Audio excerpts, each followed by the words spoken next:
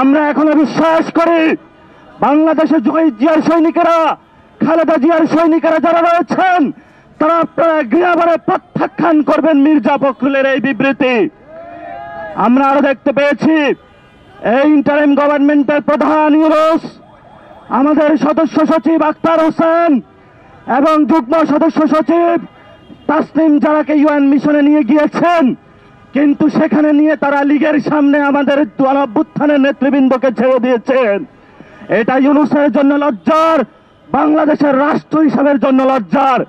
এই জন্য পররাষ্ট্র মন্ত্রণালয়ের ব্যর্থতার দায় নিয়ে অতীব সত্বর তাদের ব্যর্থতার দায় হিসাবে বাংলাদেশের মানুষের সামনে এসে তাদের ক্ষমা প্রার্থনা করতে হবে।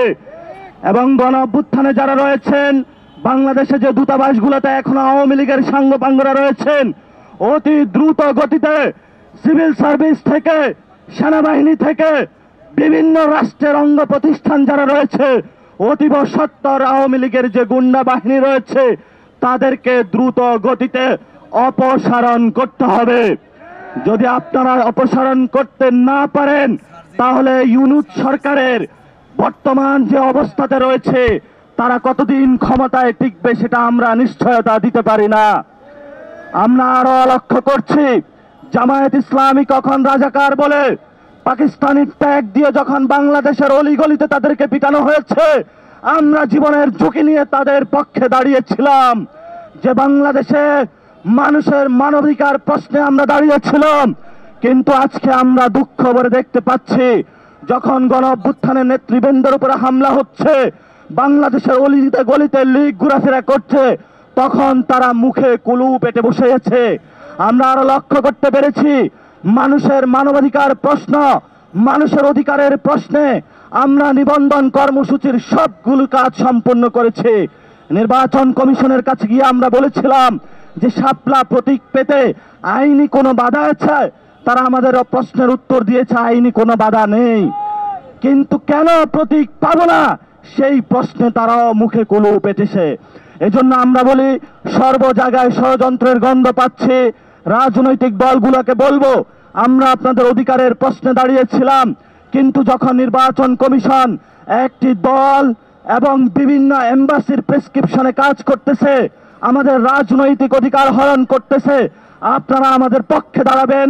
যদি পক্ষে দাঁড়াতে না পারেন, অধিকারের প্রশ্নে কিভাবে আমরা আদায় করে নিতে হয় সেটা আমরা রাজপথে ভবিষ্যতে ইনশাআল্লাহ আদায় করে নিব।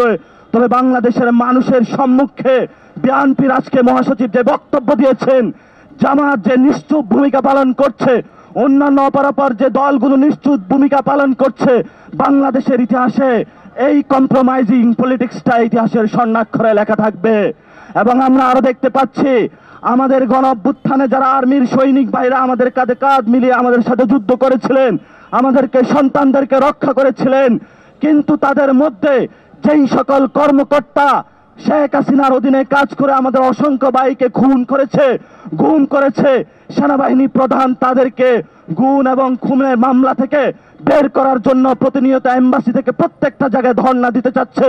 আমরা সেনাবাহিনীর সিনিয়র সেই কম্প্রোমাইজিং যারা রয়েছেন তাদেরকে হুঁশিয়ার করে দিতে চাই, সৈনিক ভাইরা, যদি আপনাদের ভবিষ্যতে এই ধরনের কোনো নির্দেশনা আসে, আপনারা গণঅভ্যুত্থানে যেভাবে নির্দেশনা অমান্য করেছিলেন, অবৈধ নির্দেশনা, ভবিষ্যতে জনগণের আপনারা পক্ষে থাকবেন।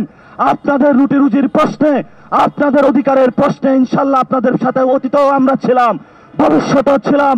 কিন্তু যারা গুম করেছে, খুন করেছে, আইসিটি ট্রাইব্যুনাল থেকে একটা লোক নিস্তার পাবো না। প্রত্যেকের আমরা বিচার নিশ্চিত করে বাংলার মাটিতে ছাড়বো ইনশাআল্লাহ।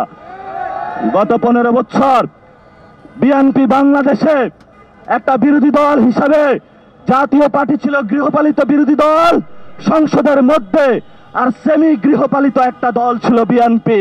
তারা রাজপথে ব্যর্থতার পরিচয় দিয়েছে, সেই ব্যর্থতার কারণে আমাদের 2000 ভাইকে আমরা শহীদ হতে দেখেছি। বিএনপিকে হুঁশে ফিরতে আসতে আমরা আহ্বান জানাচ্ছি, ভারতের পক্ষে যাবেন না। বর্তমানে জাতীয় পার্টি, আওয়ামী লীগ, বিএনপি, আর্মির কতিপয় কর্মকর্তা বিভিন্ন এম্বাসির যোগ সাজে এবং ইন্ডিয়ান এম্বাসি এক অক্ষ শক্তিতে তারা অবস্থান করছে।